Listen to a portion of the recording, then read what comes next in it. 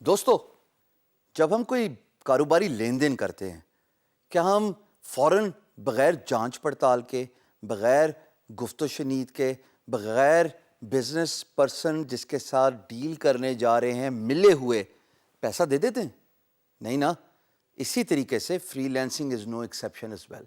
Virtual کام ہو رہا ہے but business norms تو وہی ہیں کہ اگر آپ ان پرسن میٹنگ میں when you are doing a business deal, you interact, you shake hands, you talk about the business, you decide what is in the timeline, اور وہ سب چیزیں آپ طے کر لیتے ہیں. اسی طریقے سے فری لینسنگ میں بھی ایسا ہی ہوتا ہے. اب فری لینسنگ میں کیسے ہوتا ہے آئیے تھوڑا سا ڈسکس کرتے ہیں.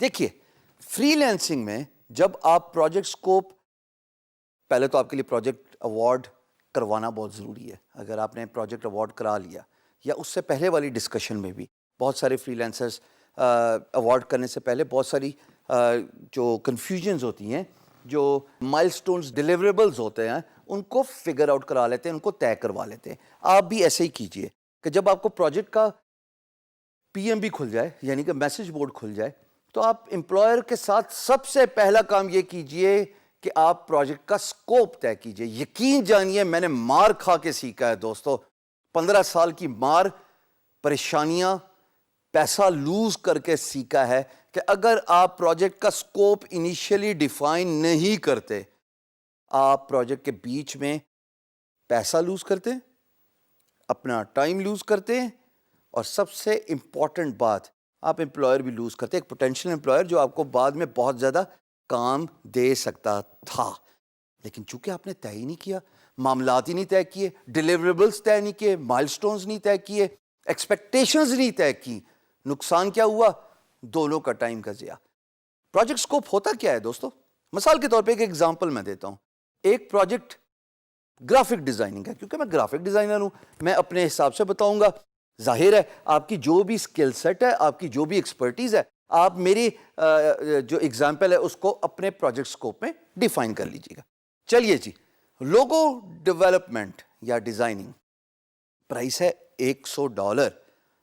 جب میں انیشل ڈسکشن کروں گا تو میں بتاؤں گا کہ جناب اتنا ٹائم مجھے لگے گا اس پروجیکٹ کو ختم کرنے میں.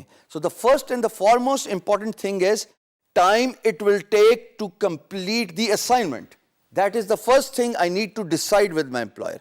اگر میرے امپلائر کو ایک چیز 3 دن میں چاہیے اور میں ایزیومنگلی یہ تھاٹ پروسیس لے کے چل رہا ہوں خواتین و حضرات کہ یہ کام تو جناب 1 ہفتے میں ہی ختم ہوگا، کیونکہ میں نے پچھلی اسائنمنٹ بھی لوگوں کی 1 ہفتے میں ختم کی تھی. That is where the expectations are not met. Award ہو گیا، پروجیکٹ آپس میں ڈسکس نہیں کیا تو نقصان کیا ہوا؟ 3 دن بعد امپلائر کہتا oh my god I needed this in 3 days, what are you doing? Give me my money back. کیا فائدہ ہوا؟ صرف اپنے 15 منٹ کی ایفرٹ بچانے کے لیے 3 دن بعد 3 دن کا نقصان کیا آپ نے. ٹائم از منی دوستو.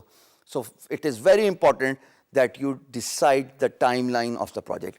Second thing which determines the scope of the project is the price of the project. یہ تو ایسا ہی ہے کہ اگر کاروباری لین دین کر رہے ہیں اور پرائس ہی نہیں ڈیسائیڈ کی. میں گاڑی بیچنا چاہتا ہوں اور میں گاڑی کی پرائس آسکنگ پرائس ہی نہیں مانگ رہا. ارے یہ کیا بات ہوئی؟ کیا ایکسپیکٹیشن ہوگی بائر کی، کیا ایکسپیکٹیشن ہوگی میری کہ مجھے کیا پرائس مل رہی ہے؟ So these are 2 fundamental mistakes freelancers typically make when they are beginning a project.